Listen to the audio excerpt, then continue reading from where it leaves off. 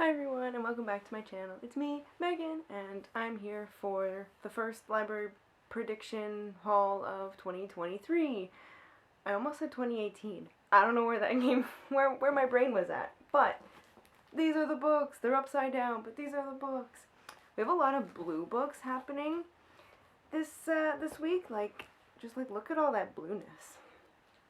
All right, let's jumpy right into it. I figured I should probably film this before I actually finish one of the reads, because this book I've already started and I'm like over halfway through, so I should probably get to filming this before I finish it. So, without further ado, first book is Royal Bastards by Andrew Schwartz. This is the cover. What I can say without saying too much about what I've read is that I've literally gone in with like no expectations for this one. I've never heard of it. It showed up on a list and I was like, Royal Bastards, that sounds so weird. And I'm really like, I mean I read a lot of fantasy last year, but I was like, I kind of just want to read fantasy right now. And that doesn't happen to, normally I'm not like I'm not a mood reader, which is very weird because I feel like the entire book community is a mood reader and I'm not. I can pick up anything and be like, yeah, okay, cool. I mean, clearly you've seen all the books I pick up, but I'm just like, oh, like I could really go for like a cool fantasy right now. And so this is the first book in a trilogy. So my thinking is 3 stars, even before like not knowing what this one is. Like before I read it, I was like, I think maybe this will probably be like a three, so like 3.5 star read. So we'll see by the time I get to the end of it. So like I say, I know nothing about it, and I was like, Royal Bastard sounds very interesting. Now that I know a little bit more about it, I'm like, oh, I'm leaning towards like the Jon Snow kind of thing, so I'm like, okay, I get it. The next book on my list is 10 Things I Hate About Pinky by Sendai Menon. This is the 3rd book in this like universe, this world. I don't even know what it's called, but it's part of like the When Dimple Met Rishi book series trilogy, and so we met Pinky in the previous book. There's something about Sweetie. Pinky is one of Ashisha's friends, and now we get to see her as a main character. I'm actually very excited because like she's so spunky from what we've known about her so far, and like she's like all for like girl power and just like being out there and being loud and proud and everything. And so I'm very interested to see like where her story goes. I guess it looks like she finds love from the back, so I'm curious to see where this goes. So, I think I'm gonna rate this one 4 stars because the other 2 are really good. I really liked them, so I'm hoping for that on this one.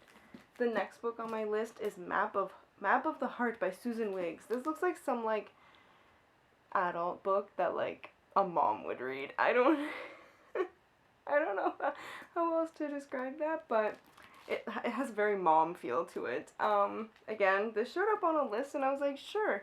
I feel like Susan Wiggs is like a very popular, maybe not a very popular author, but like a very niche author, kind of like how Nora Roberts and like Danielle Steele are like niche authors. I feel like she's also one of those kind of people. So I know nothing about this. This looks like it takes place in some sort of, probably like California. This looks kind of Californian. I don't know anything about it, but oh, never mind. There's a map. Oh, well, there's a map. No, I'm very confused what this map is. Oh, okay, on one side it says New Jersey, on the other side it says France. I'm like, what the heck? So I think it takes place in both Europe and in the States. I don't know how, I don't know why, but we're gonna find out. I don't know what I'm gonna rate this.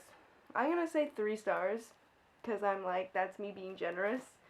That's like my go-to generous offer. Be like, this book is so heavy and it's so short.